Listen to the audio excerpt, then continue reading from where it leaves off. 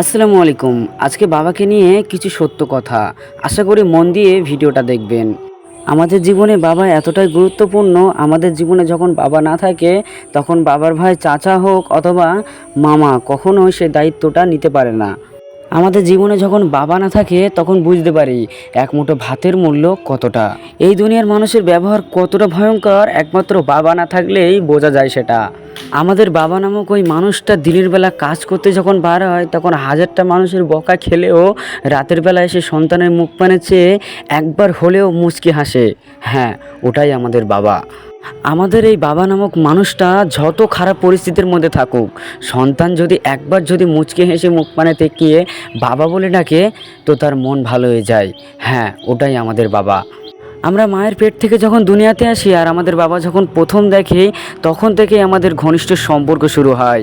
আর সেই সম্পর্ক নিমিষের মধ্যে নষ্ট হয়ে যায় তখনই সেই সন্তান যখন কোনো নারীর প্রতি মায়ায় পড়ে। হ্যাঁ, এটাই বাস্তব কথা। গুরুক্ষেত্র আর নক্ষত্র যেমন এক হয় না, ঠিক তেমনই বাবার ভালোবাসা আর চাচার ভালোবাসা কখনো এক হয় না।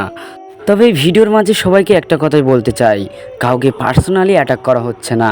যেটা বাস্তবে ঘটে চলেছে আর যেটা হচ্ছে সেটা নিয়েই আজকের এই গল্পটা। তোমার বাবা যতই গরিব হোক না কেন, তোমার বাবার হাত ধরে রাস্তায় হাঁটলে যতটুকু তুমি সাহস পাবে তা তুমি কোটিপতির হাত ধরে হাঁটলেও অতটা সাহস পাবে না। তুমি তোমার জীবনে যত টাকাই উপার্জন করো না কেন, তোমার বাপের এই নিঃস্বার্থ ভালোবাসা কখনোই তুমি কিনতে পারবে না। ছোটোবেলায় যদি কোনো জিনিস আমরা বাবার কাছে আবদার করতাম, বাবা যদি না দিত কান্না করে করে সেই জিনিস আমরা নিতাম। কিন্তু সেই বাবা এখন বৃদ্ধ হয়ে যাওয়ার পর নিজের গায়ের পোশাক আশাক চাইলে আমরা সাথে সাথে না করে দেই। বাবা দ্বিতীয়বার বলে না আমাকে ওইটা কিনে দিতে হবে। হ্যাঁ, ওটাই আমাদের বাবা। এই দুনিয়াতে যার বাবা বেঁচে নেই সে একমাত্র বোঝে তার জন্য বাবার ভালোবাসা কতটা প্রয়োজন এবং কতটা গুরুত্বপূর্ণ।